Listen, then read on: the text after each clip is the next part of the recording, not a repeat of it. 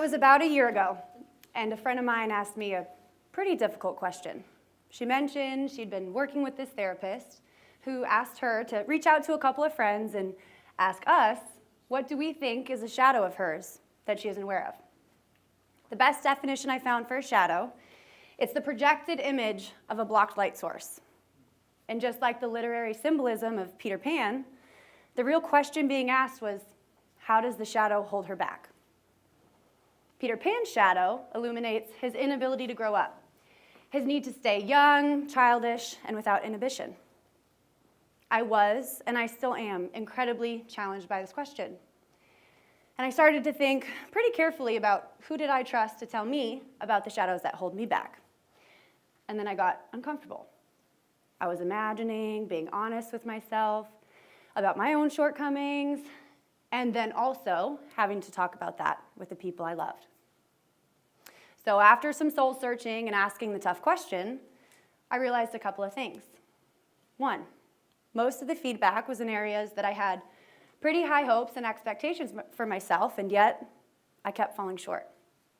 And two, my shadows were a compilation of all of these really small decisions adding up and having a pretty big impact in my life, and again, on those that I love. So this reflection highlights a gap. This gap between our hopes in our health, our wellness, our financial freedom, our health in physical fitness. And then we still fall short. So this gap between our intentions and our actual decisions made is the exact point where behavioral economics comes in. Because knowledge and experiences, they really don't help us mind that gap very well, right? If it did, then we wouldn't smoke, we wouldn't overeat, we probably would wear seatbelts more. We would exercise a lot more. We would not drink as much alcohol. We wouldn't procrastinate, and we would all have millions in our bank account. So behavioral economics is shaped by the Nobel laureate Richard Thaler. He studies the differences between what people should do and then what they actually do. We make a lot of decisions every day, like what time we're going to wake up, what we're going to eat, what we're going to wear, and how we're going to juggle all of our work and our life responsibilities. To put this in perspective, researchers at Cornell University find that we make roughly 226 decisions every day on just food alone. Right. Many, and probably most of the decisions that we make every day are a bit bigger than food. And those decisions are made under stress, limited resources, limited time, ambiguity, and uncertainty. So what can our brains tell us about minding this gap? Researchers Evans and Stanovich write that we have two primary modes of thinking. One, fast and intuitive. The other, slow and deliberate. Daniel Kahneman calls them System 1 and System 2. System 1, instinctive, emotional. System 2, deliberate, a little bit more logical. So let's try this. A bat and a ball cost $1.10. The bat is $1 more than the ball. How much does the ball cost? Raise your hand if you think the right answer is 10 cents. Just a few of you? Smart group. The right answer is 5. And the way that our brain does this error in thinking is through heuristics. Heuristics are a very simple procedure that our brain uses to find answers to pretty difficult questions. But those answers are oftentimes wrong. So let's start with the availability heuristic. We make decisions based on how available information is in our brain. So vivid and really easily imagined causes of death, like a really big tornado or an earthquake that shatters buildings, they get assessed for higher rates of probability. Whereas less vivid causes of death, like asthma, get assessed for lower. Even though statistically, asthma accounts for death more than 20 times that of tornadoes. Secondly, we make decisions based on how we feel about something. So if you were getting asked, how interested are you in contributing to an endangered species like an elephant? What your brain is really asking itself is, how much emotion do I feel when I think of dying and endangered animals? Finally, We make decisions based on how representative or comparable it is of another example. Let's think about this.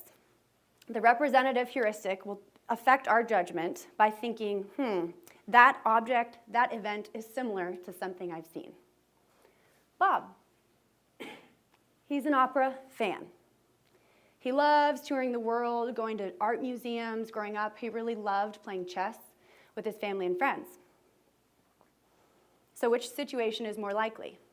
A, Bob plays the trumpet in a major symphony orchestra, or B, Bob's a farmer? No, for many of us, the correct answer in our minds seems like A is pretty fair. That description matches the typical stereotype that we probably hold of classical musicians. So, Bob's a trumpet player. When in reality, the likelihood of Bob being a farmer is much greater, because farmers make up a larger proportion of our population. So why does all of this matter? Well, the implications of answering the wrong questions can be pretty significant. And researchers Karan and Daniel Kahneman also pose that they can be a bit contagious. So research has coined the term the cascade effect. This might start with a personal, maybe graphic picture. You see something happening in your community and you post it on Facebook. It gets shared, people are commenting on it, it's going viral. ADN grabs a hold of it.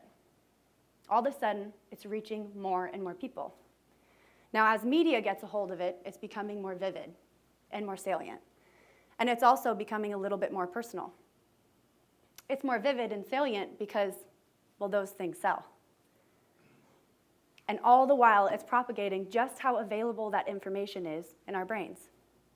And now it's perpetuating this question of, are we really answering the right question? So when you're tasked with answering the question of how likely is it occurring to me, what your brain really starts to answer is, how available is it in my mind? How do I feel about what I'm seeing? And how representative is it of what I see in my community? It's reaching a different level of our decision making. And all the while, it's increasing the chances that others are probably doing the same.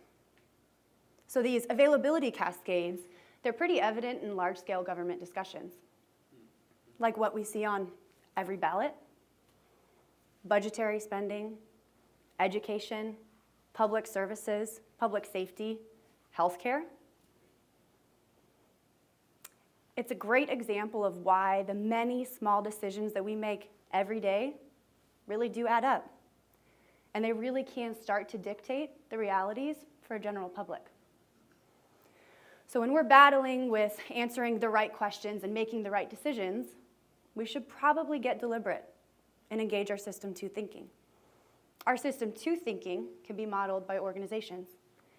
They're just designed differently than we are, right? They have safeguards. They make sure they slow down. They make sure they have procedures and checklists. And they make sure that they encourage a culture of people around you to hopefully help you spot an error in thinking before you make the decision. It's a great way to impose structure. Imposing structure can help us stop that unconscious pattern of thought and engage our System 2.